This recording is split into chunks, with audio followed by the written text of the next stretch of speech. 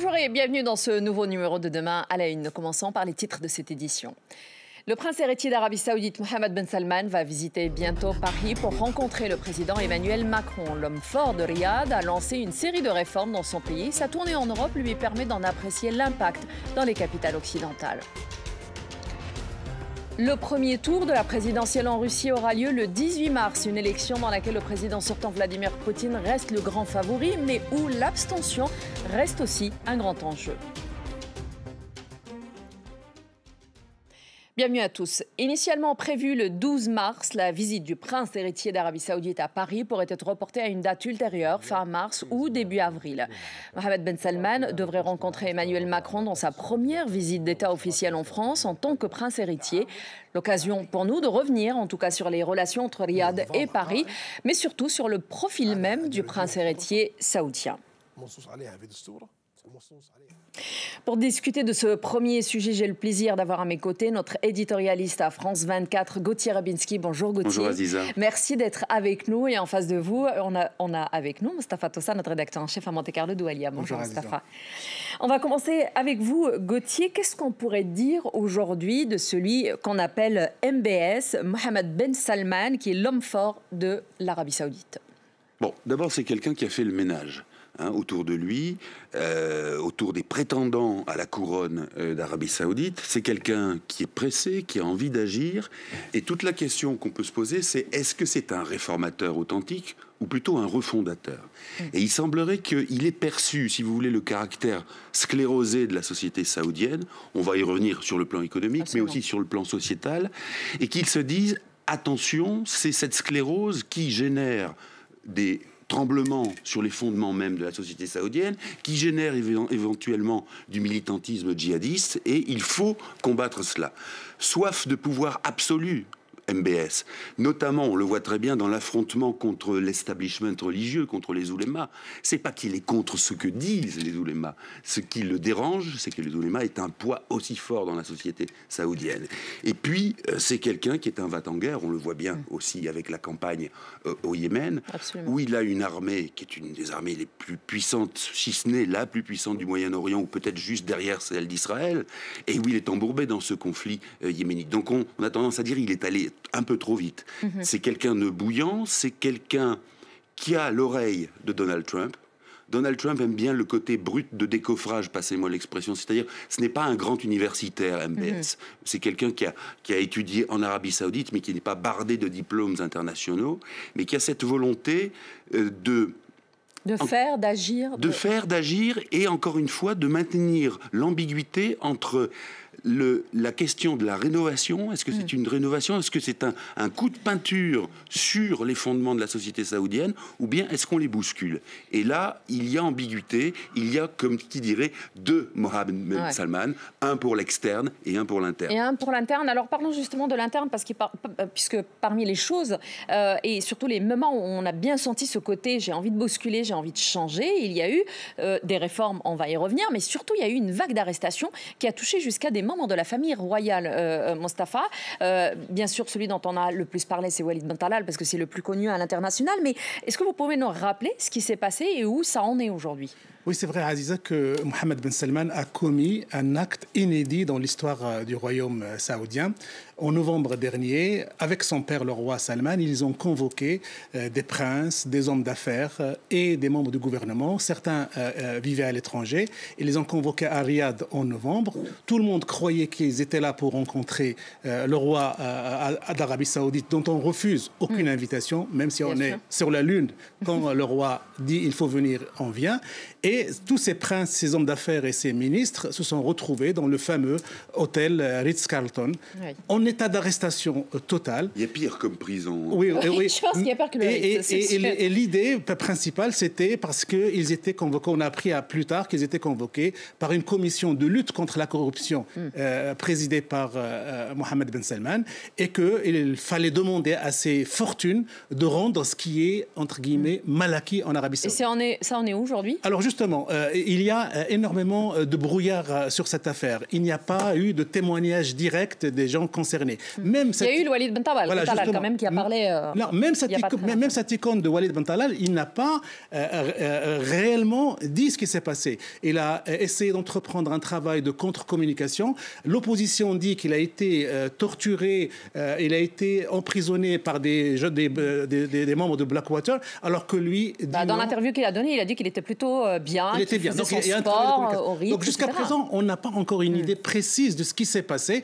sauf qu'il s'agit d'une vraie purge, il s'agit d'une vraie lutte contre la corruption. Alors, ça a eu deux messages pour Mohammed Ben Salman. D'abord, castrer toutes les ambitions concurrentes potentielles et éventuellement mettre la main sur 103 milliards de dollars en termes de biens mal acquis que ces princes, ces hommes d'affaires ont été obligés de redonner au budget public saoudien avant de pouvoir sortir de cette prison dorée. Donc jusqu'à présent, tout ce qu'on peut dire, c'est des supputations. Il n'y a aucune information certaine de ce qui s'est passé. Gauthier, justement, un des grands chantiers, c'était des réformes, et beaucoup de réformes concernent les femmes. C'est quelque chose qui a été plutôt bien accueilli à l'étranger. Ça a l'air d'être plutôt bien accueilli aussi en Arabie Saoudite. Qu'est-ce qu'on peut dire de ces réformes ? Vous savez, quand on part de rien et qu'on attend, et qu'on arrive à un petit quelque chose, on a l'impression d'avoir atteint le pactole. L'Occident, notamment, s'est extasié devant la possibilité, le droit accordé aux femmes de conduire. Absolument. Qu'est-ce qu'il y a derrière ça ? Il n'y a pas forcément une émancipation de la femme. Il y a tout d'abord des raisons économiques. Une femme qui conduit, c'est une femme qui travaille et qui peut rapporter au foyer des revenus. Or, on sait qu'en Arabie Saoudite, contrairement aux représentations que nous avons, il y a de la pauvreté, il y a des difficultés pour certains à boucler les fins de mois. Donc le travail des femmes sert à cela.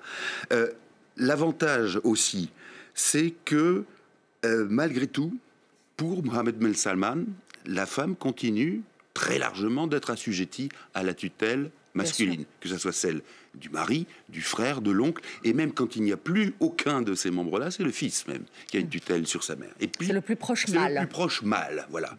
Et puis surtout, souvenez-vous de ce jour où on annonce le droit accordé aux femmes de conduire, c'est en septembre, immédiatement, par le voie de la police politique ou des mœurs, immédiatement, on fait savoir aux femmes, notamment aux féministes, qu'il est absolument interdit de manifester une quelconque joie, que ça serait très mal vu et que cela conduirait à des arrestations. Sur le fond, ça veut dire quoi ? Ça veut dire que dans la tête du prince héritier, les changements ne doivent ou ne peuvent venir que du haut. Oui. C'est quelque chose de profondément autocratique. On n'a pas l'impression que c'est un soulèvement populaire qui a aidé quoi que ce soit. Même pas soulèvement, même pas. C'est-à-dire la société saoudienne n'a pas son mot à dire. Moi, prince héritier, je décide que les femmes ont désormais le droit de conduire. Et non pas parce que les femmes l'ont demandé, c'est ça que vous entendez. Et non pas parce que les femmes l'ont demandé. Et pourtant, il y a des saoudiennes et des associations et des réseaux de femmes saoudiennes qui se battent depuis des années et qui sont retrouvées même en prison, effectivement. Alors, et il y a un plan Vision 2030, il s'appelle en Arabie Saoudite. C'est le plan de Mohammed Ben Salman, destiné à diversifier une économie saoudienne très dépendante de ses revenus pétroliers. Alors, ça fait aussi partie des choses pour lesquelles Mohammed Ben Salman fait une tournée en Europe, va aux États-Unis, etc. C'est pour aussi avoir des investissements. Est-ce que ces réformes, même anecdotiques, n'ont pas pour objectif aussi d'amadouer un peu l'Occident ? Si, bien sûr. C'est-à-dire qu'on a toujours... Et l'investisseur occidental, du coup. Évidemment, on a toujours intérêt à passer pour un réformateur, surtout dans un pays dont on sait que le mode de succession, donc adelphique, qui passe par la fratrie, quelque chose d'extrêmement pesant, d'extrêmement verrouillé, qui donne finalement le pouvoir à des personnes assez âgées, même très âgées, qui sont malades. Le roi Salman lui-même est atteint de la maladie d'Alzheimer. Bref, cela donne le pouvoir d'habitude à des gens qui sont sur la fin de leur vie. Or là, il s'agit, vous l'avez dit, de décrocher de la dépendance absolue du pétrole, évidemment parce que à terme ça pourrait signifier la disparition ou la ruine de l'Arabie Saoudite si on en restait là. Ça signifie susciter des investissements, bien sûr. Ça signifie aussi investir ailleurs. Et pour cela, je vous donne un seul exemple qui est relativement audacieux, mais qui montre aussi la duplicité du personnage. On envisage, par exemple, en Arabie Saoudite, Mohammed Ben Salman envisage de créer des lieux touristiques qui seraient des lieux où la charia ne s'appliquerait pas, contrairement au reste du territoire saoudien. C'est-à-dire qu'il y aurait des espèces de club med pour occidentaux en mal d'orientalisme, où ils pourraient à ce moment-là vivre comme on vit dans un club, à l'occidental, tout cela en Arabie Saoudite. Voilà pourquoi il est même prévu de dépenser 500 milliards de dollars pour la création d'une ville qui serait dédiée à ce genre de tourisme. Donc une ville en Arabie Saoudite, mais qui ne ressemble pas vraiment à la vie en Arabie Saoudite. Pour rajouter juste un élément, c'est il a investi, ou il a proposé d'investir 65 milliards de dollars dans l'industrie du loisir. Oui. Et il a fait venir des chanteurs, des pop stars et Absolument. tout ça. Il y a quelque chose qui fait rire. Oui, parce qu'on parle aussi du retour des femmes dans les salles de concert, etc. Voilà, au cinéma. Vous avez remarqué, interdiction de danser, par exemple. Vous allez à un concert... Et de se trémousser. Et de se trémousser. Voilà. Donc ça nous montre la duplicité de cette politique. C'est un peu plus compliqué que ce qui est annoncé. Voilà. Alors, qu'est-ce que vous pouvez nous dire, Mostafa, des relations entre Paris et Riyad? Alors, Paris suit bien évidemment tout ce qui se passe. Emmanuel Macron sait très bien ce qui se passe en Arabie Saoudite. Avait rencontré d'ailleurs Mohammed Ben Salman quand il s'agissait à ce moment-là du Premier ministre libanais qui était, entre guillemets, retenu en Arabie Saoudite sans que ça soit confirmé par la suite. Mais comment sont ces relations entre Paris et Riyad? Alors, normalement, ces relations doivent être très intelligentes parce que les deux chefs d'État, parce qu'il va finir par être roi bientôt, Emmanuel Macron vient d'arriver comme président de la République, ils sont jeunes et ils font presque partie de la même génération, 40 ans pour l'un, 32 ans pour l'autre. Mais ils ont eu à faire connaissance dans un moment de crise, de crise terrible, quand le Royaume d'Arabie Saoudite a donné l'impression au monde entier qu'elle prenait en otage le Premier ministre libanais. Et là, Emmanuel Macron, qui était en visite aux Émirats, a fait un saut en Arabie Saoudite et il a offert un cadeau de sortie de crise pour Mohammed Ben Salman. On n'a plus que 20 secondes. Un petit mot sur la guerre au Yémen, puisque c'est quand même un grand dossier pour l'Arabie Saoudite et c'est un grand problème pour l'Europe aussi. Oui, en deux mots, c'est une guerre qui est très très largement financée par l'Occident, qui par ailleurs est effrayée, et à juste titre, des conséquences... Via entre autres l'armement de l'Arabie Saoudite. Via l'armement de l'Arabie Saoudite. Et les Britanniques, les Français, les Saoudiens sont très bien armés, ce qui ne les empêche pas de piétiner dans ce conflit.